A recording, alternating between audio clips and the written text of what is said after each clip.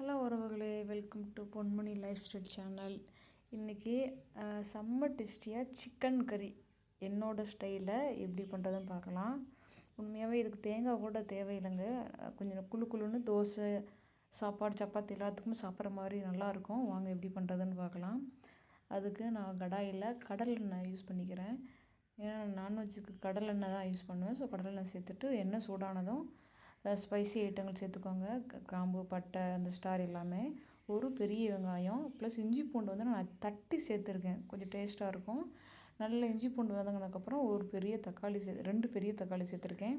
நல்லா வதங்கினதுக்கப்புறம் பார்த்திங்கன்னா மஞ்சள் பொடி, வீட்டில் அரைச்ச குழம்பு மசாலா, அதாவது நான்வெஜ்ஜு எல்லாத்துக்கும் இதான் யூஸ் பண்ணுவோம். ஸோ இது நான் 2 ஸ்பூன் எடுத்திருக்கேன். ப்ளஸ் கொஞ்சம் ஃப்ளேவருக்காண்டி சிக்கன் மசாலா சேர்த்துருக்கேன்.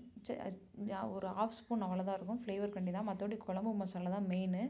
ஸோ இது நல்லா மசாலாவோட பச்சை வாசனை போகிற அளவுக்கு நல்லா ஃப்ரை பண்ணிக்கோங்க.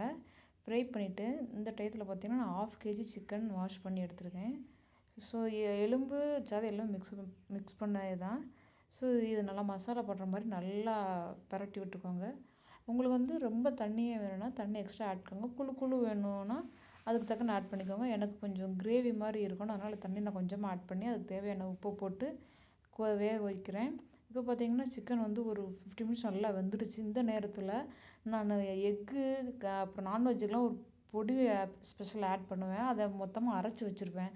இதில் ஒன்றும் இல்லைங்க, நம்ம சென்னா இது கடலைப்பருப்பு, சீரகம், வெந்தயம், மிளகு, வத்தல் இதெல்லாம் போட்டு நான் மொத்தம் அரைச்சி வச்சுருக்கேன்.